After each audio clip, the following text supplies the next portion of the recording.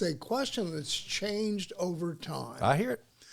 Give it to me, baby. There was a time when, if you go back to the English system, where they have barristers and solicitors. Barristers are the guys who show up in court, and I say guys because there weren't any women doing it at that time. There are now, of course. Solicitors are the people that drafted documents and did deals. Now, that's morphed a bit over the years, but there was that division.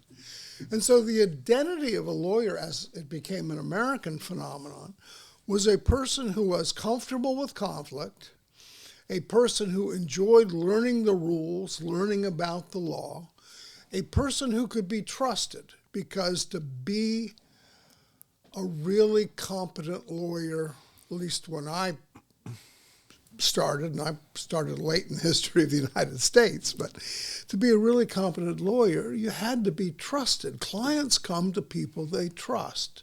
So trust was a very important thing. And the lawyer has to be a person who can keep confidences.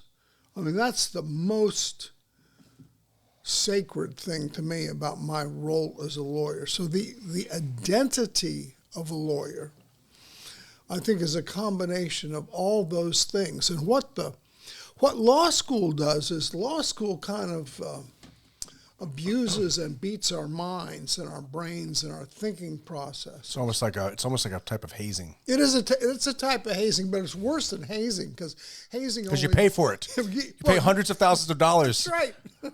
And it goes on for 3 years.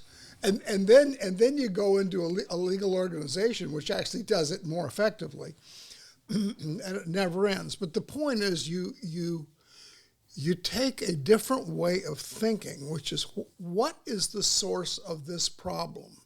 You're telling me a story. You've got a problem.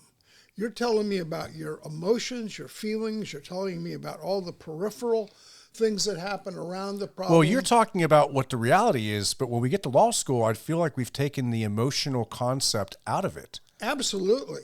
The emotional concept gets removed. And what happens is that all that data that we take in from a client is, in law school, narrows that down to what are the facts.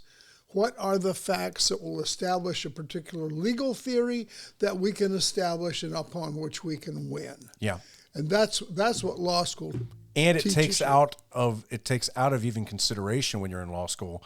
The clients will do things that are in direct conflict with what is their best interest. Absolutely. And they would do They things. don't recognize that. Right. Well, that's part of what the work I'm doing, because I got so frustrated with it. What's the do you have a I want to find out more about this, but do you have what's the most outrageous thing that you feel comfortable sharing on that a client, just generally what a client did in the middle of whatever type of case that they had? Does there anything come to mind like that just a client totally, this is going to be an adult podcast, but I used to tell my clients, like, the cases, they'll say, well, Charlie, what can I do? It's just like, just don't fuck up your case. Everyone messes up their case after they come in the door.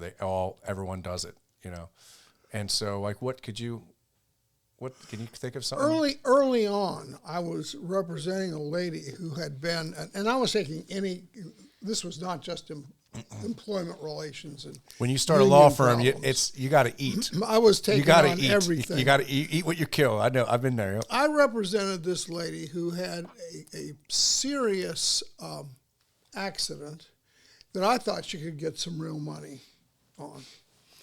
And she was ready to fight. She'd do anything she could do. I was all for it, or she was all for it.